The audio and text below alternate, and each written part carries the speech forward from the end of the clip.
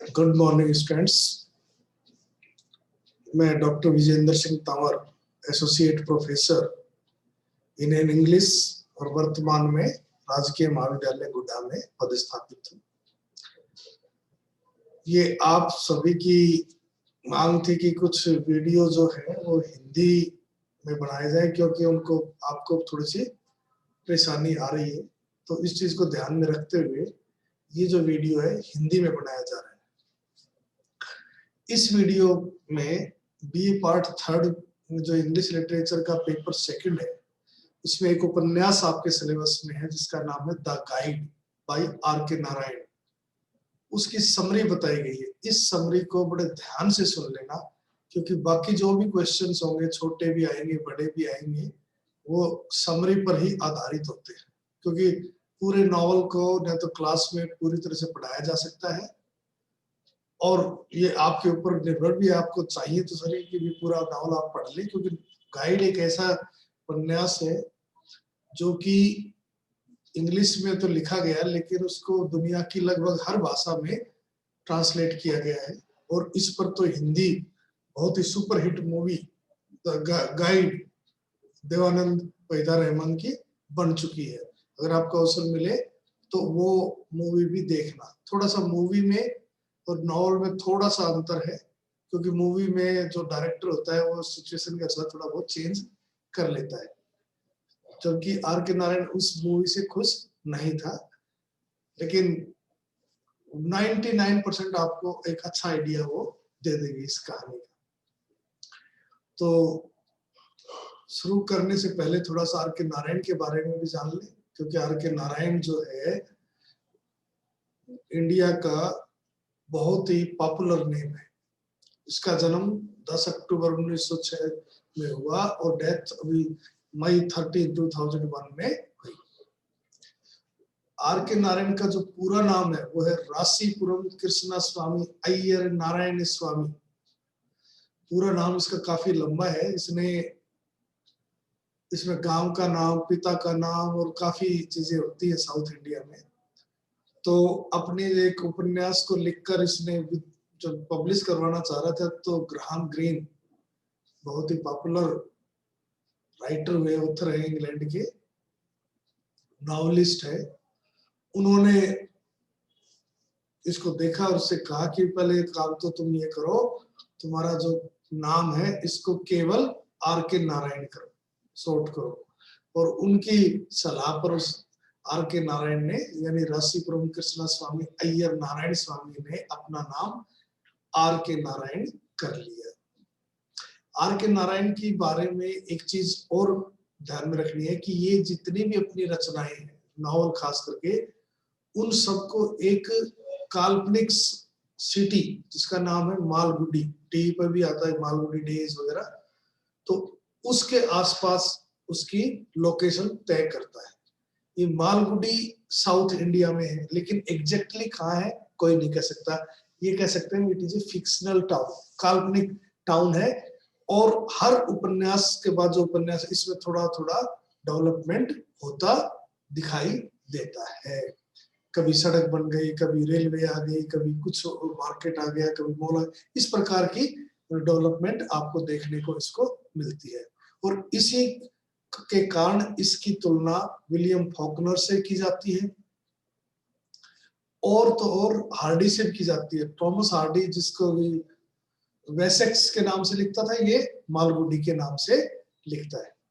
और दूसरी चीज ये कि मुल्कराज आनंद और राजा राव और आर के नारायण, ये तीन जो हैं हिंदुस्तान के, आजाद हिंदुस्तान के तीन त्रिमूर्ति माने जाते हैं अंग्रेजी भाषा में, जो कि जिन्होंने लिखा और दुनिया के सामने हिंदुस्तान को अंग्रेजी भाषा में प्रस्तुत किया।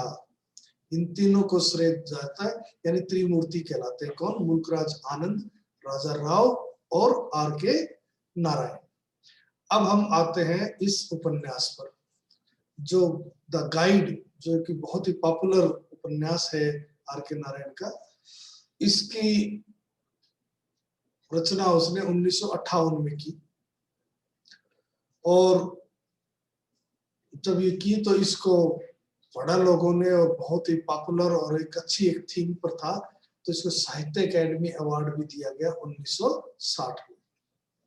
इसको आर के नारायण की महान कलाकृति माना जाता है और जैसा पहले ही बताया मैंने, दुनिया की लगभग हर भाषाओं में इसका अनुवाद हो चुका है। ये एक अमर कृति बन चुकी है इन साहित्य की। ये किसी भाषा विशेष से संबंधित नहीं रहा, बल्कि साहित्य का हिस्सा बन गया, चाहे किसी भी भाषा का साहित्य। ईस्ट के लोग इसको अलग एंगल से देखते हैं, वेस्ट के लोग इसको अलग एंगल से देखते हैं। इसमें एक इंडियननेस, भारतीयता देखने को हमें मिलती है। पूर्ण रूप से इंडियन है ये नॉवल। इसकी जो थीम है, सीन है, आइडियाज हैं, कैरेक्टर हैं, सभी इंडियन है। और इंडियननेस जो है किसके एंगल से देखी गई है? सोशल यानी सामाजिक, आर्थिक, जो हमारे देश का उस समय का जीवन था उसके एंगल से दिखाया गया है।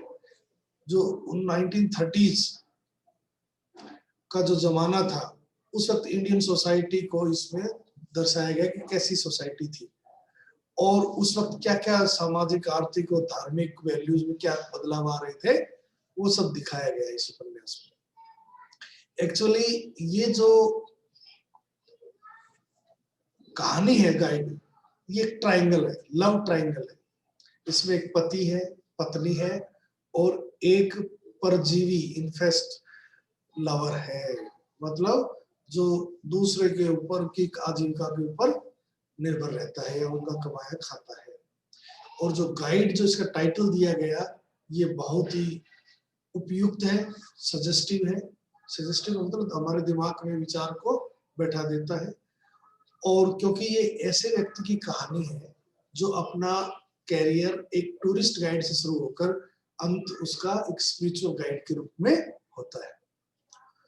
इसमें ये बताने की कोशिश की गई है कि अगर परिस्थितियां इस प्रकार की हों कि आदमी मजबूर हो जाए उन परिस्थितियों से, तो एक साधारण से साधारण व्यक्ति भी असाधारण व्यक्तित्व और आध्यात्मिक स्टेचर यानी कि पर्सनालिटी प्राप्त कर सकता है। उसमें लव और मैरिज का भी थीम है और इंटरेक्शन भी है, उसका क्या परिणाम होते हैं वो सब अच्छी तरह से दिखाए गए हैं। अब हम आते हैं नॉवल की कहानी पर। कहानी जो है लेखक ने इस प्रकार लिखी है कि इसमें फ्लैशबैक, फिर प्रेजेंट, फिर पास्ट, इस प्रकार यानी moving between present and past चलता रहता है। कुछ पेजेस पर हमें वर्तमान की परिस्थिति का पता चलता है कि वर्तमान में क्या हो रहा है, और दूसरी परिस्थिति में भूतकाल में क्या हुआ होता है। जो नरेटर है, जो कहानी बता रहा है, वो कभी थर्ड पर्सन में और कभी फर्स्ट पर्सन में बताता है। मुख्य जो कहानी का जो मुख्य पात्र है, मेन सेंटर ऑफ कैरेक्टर है, वो है राजू। राजू जो है एक सामान्य से एक परिवार में जन्म हुआ उसका। उसके पिता एक दुकानदार थे, शॉपकीपर थे, और उसकी जो माँ जो है वो एक सामान्य अनपढ़ टाइप से परंपरागत सोच रखने वाली लेडी थी, और उसका जन्म का हुआ मालगुडी में हुआ। मालगुडी जैसा मैंने बताया एक काल्पनिक जगह है, जैसे अपने राजस्थान में शेखावटी, शेखावटी कोई जगह नहीं है लेकिन एक क्षेत्र मानकर चलते हैं कि ये शेखावटी है।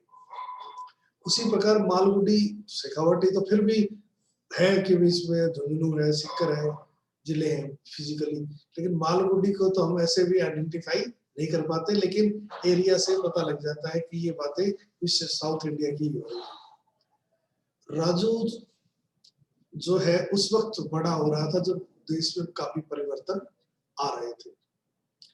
खास करके मालगुडी में रेलवे स्टेशन का विस्तार हो रहा था, या कह लीजिए रेलवे लाइन आ गई थी, और वो चाइल्डहुड में ही उसने ये सब देख लिया था। और जब ये रेलवे जो आई, इसने उसके सारे परिवार की भविष्य को ही बदल दिया। उसके राजू के पिता ने एक छोटी सी दुकान रेलवे स्टेशन पर खोली ताकि जिससे कि परिवार उन्नति कर सके, लेकिन अचानक ही राजू के फादर की डेथ हो जाती है। और राजू उसका सारा एंटरप्राइज जो भी प्रोजेक्ट था उसका इंचार्ज बन जाता है राजू, यानी जिम्मेवारी बढ़ जाती है राजू की। राजू जो है अपनी दुकान चलाता है, सब कुछ काम करता है। एक बार उसको पता चलता है कि कोई परिस्थिति ऐसी बन जाती है कि किसी को टूरिस्ट को कुछ दिखा के लाना होता है, दिखा के लाता है तो टूरिस्ट 10 रुपए देता है। वो सोचता है थोड़ी सी देर में 10 रुपए बनाएंगे और सारे दिन बैठा रहता हूँ दुकान पे, 2 रुपए भी नहीं बन इनकम होती। तो वो धीरे धीरे उसका ध्यान दुकान में कम और टूरिस्ट गाइड के रूप में ज्यादा हो जाता है और वो धीरे धीरे बहुत ही पॉपुलर बनता चला जाता है और वो अपने आप को रेलवे राजू के रूप में प्रसिद्ध कर लेता है, क्योंकि उसके अंदर एक क्वालिटी थी कि उसको पता था कि किस व्यक्ति से क्या बात करनी है, कौन सा उसका कस्टमर कैसा रहेगा। और जो भी इतना पॉपुलर हो गया कि जो भी कस्टमर आता है या टूरिस्ट आता है वो सबसे पहले रेलवे राजू की बात करते। तो ये सिलसिला चलता रहा। अब उसके जीवन में परिवर्तन आता है, मेन घटना घटती है। मेन घटना क्या घटती है कि जो राजू को एक टूरिस्ट कपल आता है जो कि बहुत ही अजीबोगरीब उसने ड्रेस पहन रखी होती है, जैसे एस्ट्रोनॉट पहनते हैं, यात्री अंतरिक्ष यात्री पहनते हैं। तो राजू उसका असली नाम जानता है, राजू उसको मार्को कहता है, मार्को पोलो जैसा।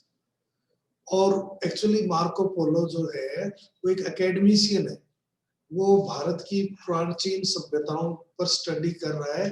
पेंटिंग्स हुआ, टेम्पल्स में मूर्तियां हुई, उन पर वो स्टडी करते हुए उस उद्देश्य से वो वहां पर आया हुआ है और वो राजू को अपने सेवा में ले लेता है एज ए गाइड के रूप में। भाई इन गाइडों पर तुम्हें मेरी मदद करनी है दिखाने में।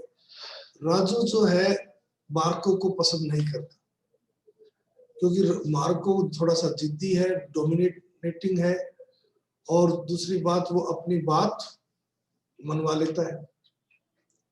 लेकिन मार्को के साथ उसकी सुंदर पत्नी है जिसका नाम है रोजी, जो थोड़े समय के बाद वहां आती है। राजू जो है उसकी पत्नी की ब्यूटी से बहुत प्रभावित होता है।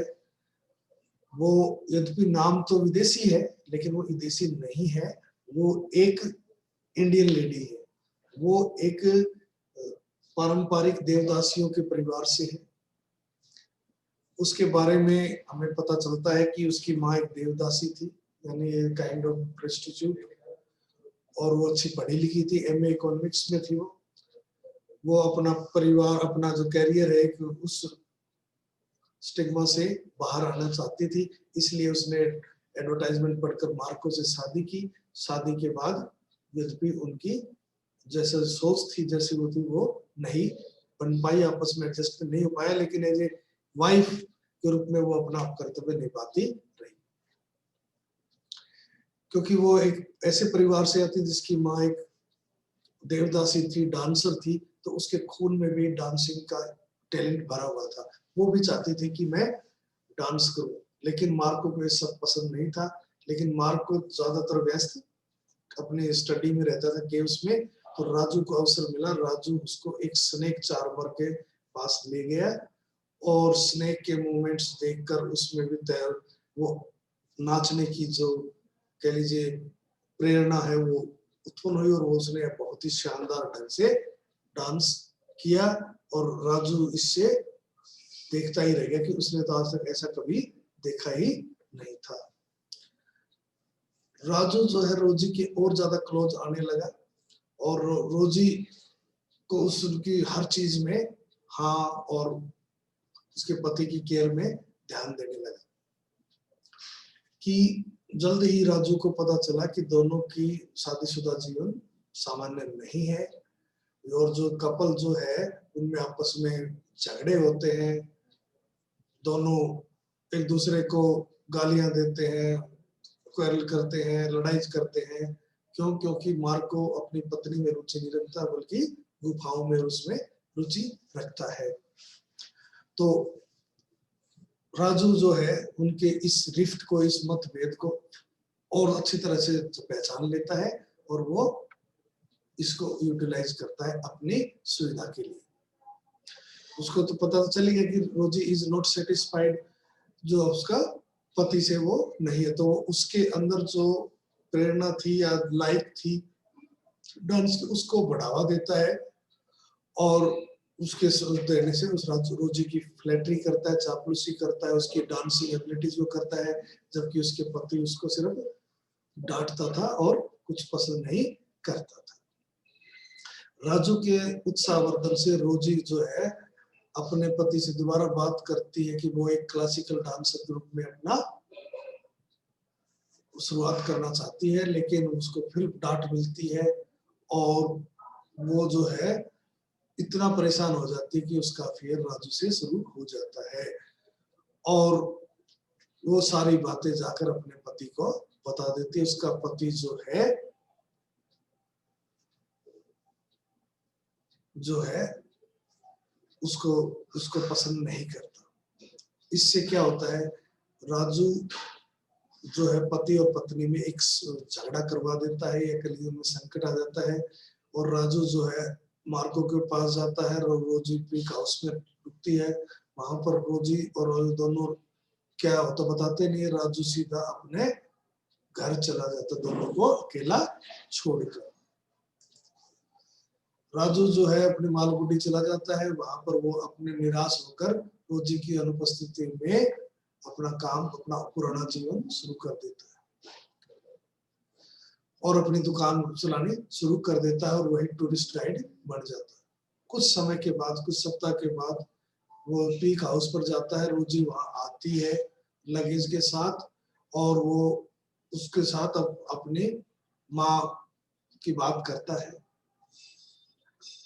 क्या होता है कि राजू वो अपनी स्टडी पूरी करने के बाद मार्को रेलवे स्टेशन पर जाता है, सिर्फ अपनी अपनी टिकट लेता है, रोजी को वहीं छोड़कर चला जाता। तो रोजी राजू के पास आती है, राजू उसको अपनी माँ से मिलाता है, उसकी माँ उसको पसंद नहीं करती और घर में झगड़ा राजू की शुरू हो जाता है। अब जो है राजू तो बहुत ही थ्रिल्ड था, रोमांचित था कि रोजी आ गई जिसको वो इतना पसंद करता था और वो अपने घर में उसकी डांस की प्रैक्टिस शुरू करवा देता है। उसकी माँ जो है अपने भाई को बुलाती है कि राजू ने गड़बड़ कर रखी है। राजू का मामा आता है, वो डांटता है, लेकिन राजू बिल्कुल भी नहीं सुनता और वो राजू को बढ़ावा देता रहता है। राजू के जो लेनदार थे, जो इनसे राजू ने कर्जा लिया हुआ था, उनसे बढ़ जाता है, राजू उनको उतारता नहीं है तो उनको घर छोड़ना की नौबत आ जाती है। तो वो राजू वहां से रोजी की साइड लेते हुए अपने दम पर वहां पर उसको आगे रखना चाहता है। उसकी माँ उसको पसंद नहीं करती तो राजू की माँ और उसका मामा दोनों घर छोड़कर चले जाते हैं।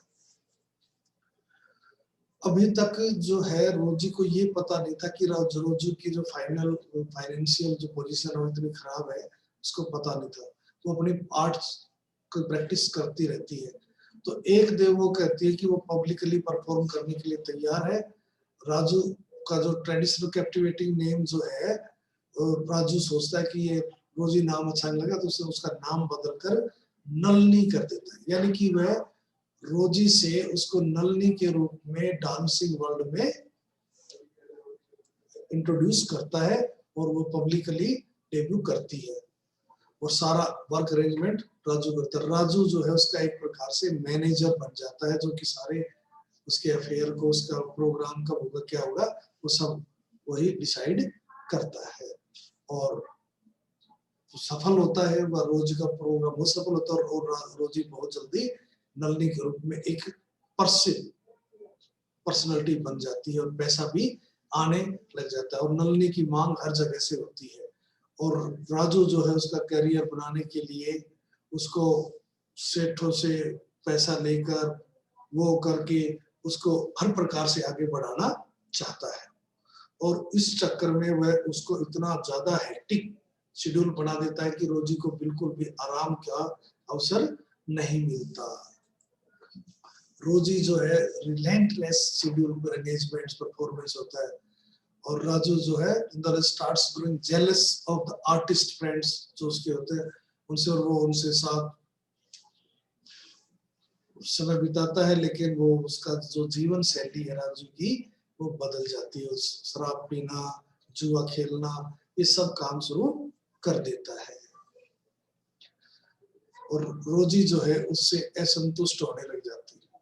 उनमें बीच में मन मुटाव सा शुरू हो जाता है। वो उसको शिकायत भी करती है कि ये तो बहुत ही गलत बात है, ये है, लेकिन वो सब नहीं सुनता और वो सब करता रहता है। अब इस प्रकार चलता रहता है और राजू उसका पैसा उड़ाता रहता है, कर्जा लेता रहता है। और एक दिन राजू को एक पार्सल मिलता है और वो पार्सल मार्को से आता है। उसमें जो कि रोजी का हस्बैंड है, उसने अपनी रिसर्च जो पब्लिश की थी जो केव पेंटिंग्स में, उसमें राजू देखता है कि कहीं ये रोजी वापस अपने पति के पास न चले जाए, इसलिए उसको किताब को छिपा लेता है। लेकिन वो किताब किसी तरह से रोजी की बात लग जाती है और रोजी उसको डांटती है। राजू को झगड़ा होता है कि तुमने क्यों किया है सर, ये वो सब बातें होती है।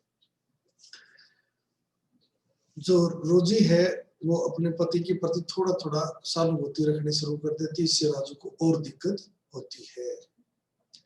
अब क्या होता है कि एक और लेटर आता है रोजी के लिए मार्को से। वो कहता है कि तुम मेरे पास नहीं आ रही तो इस पर अपने साइन कर दो, जिससे कि जो तुम्हारी ज्वेलरी है तुम्हें वापस मिल सके। अब राजू सोचता है कि अगर मैं बताऊंगा तो इसकी कभी वापस न चले जाए, इसलिए वो रोजी के सिग्नेचर की खूब प्रैक्टिस करता है, खुद जाली सिग्नेचर करके उसको एनवेलप को पोस्ट कर देता है। मार्को को ये पता चल जाता है, मार्को केस कर देता है और राजू को पकड़ में आ जाता है। अभी तक रोजी को पता नहीं था, उसकी सारी हकीकत सामने आ जाती है और जो पुलिस सुपरिटेंडेंट है वो वारंट के साथ राजू को अरेस्ट करने के लिए फोर्जरी के लिए आ जाता है और राजू अब मजबूर हो जाता है सारी चीज बताने के लिए। रोजी अपने आप को डिवेस्टेटेड यानी बर्बाद समझती है और इतना धोखा खाया महसूस करती है कि उसको राजू को मार्को से भी ज्यादा बुरा लगता है उसको। फिर भी वो पूरी कोशिश करती है उसको बचाने के लिए, राजू को बचाने के लिए, जेल से बचाने के लिए पूरी कोशिश, लेकिन वो आखिर में बचा नहीं पाती और राजू को जेल हो जाती है और वो यही कहती है कि ये कर्म है और कर्म तो आगे आते ही है, व्हाट वी कैन डू। वो महंगे से महंगा वकील करती है, सारे काम करती है, लेकिन वो बचा नहीं पाती। अब राजू जो है जेल में रहता है 2 साल के लिए और इस बीच रोजी जो है वापस अपने पति के पास चली जाती है और वो और ज्यादा नाम कमाती है। अब राजू जो है जेल में भी काफी इंप्रेशन छोड़ता है सभी जेलर वगैरह से और सबसे अच्छा उसका व्यवहार रहता है और उसको जल्दी छूट जाती है और फिर वो बाहर निकलता है तो उसको कोई मिलता नहीं। अचानक एक नदी के किनारे पर एक छोटा सा गांव होता है, उसमें एक मंदिर पे बैठ जाता है। वहां पर विलन नाम का एक विलेजर वो आता है। वो सोचता है कोई साधु संत आदमी है, उसके पांव वगैरह छूता है और उसके सामने अपनी समस्या रखता है कि उसकी जो हाफ सिस्टर है वो शादी करने से मना कर रही है। राजू कहता है उसको लाओ। राजू उसको इस प्रकार बात करता है कि वो लड़की मान जाती है। तो विलेन सोचता है कि तू पहुंचे हुए साधु है और वो का सम्मान और भी करने लग जाता है और वो अपने गांव में इस बात को फैला देता है और गांव में फैलाते ही सारे लोग उसकी पूजा करने लग जाते हैं कि वो सोचते हैं कि इसमें तो स्पिरिचुअल पावर है, ये तो आध्यात्मिक गुरु है। ये इस प्रकार की उसकी इमेज बन जाती है। तो गांव के लोग अपना खाना वाना कोई चढ़ावे के रूप में, कोई प्रसाद के रूप में उसको देते रहते हैं और गांव में उसकी अच्छी इज्जत होती है, उसका काम बढ़िया चल रहा होता है और राजू अपना इस गाइड में भी, इस रोल में भी खुश रहता है कि बिना कुछ किए भी सब कुछ मिल रहा है। एक बार क्या होता है कि बहुत बड़ा भयानक सूखा पड़ जाता है। गांव में जो है वो लोग भूख से मरने लग जाते हैं। अब होता क्या है कि एक बार गांव में आपस में 2 गुटों में लड़ाई हो जाती है।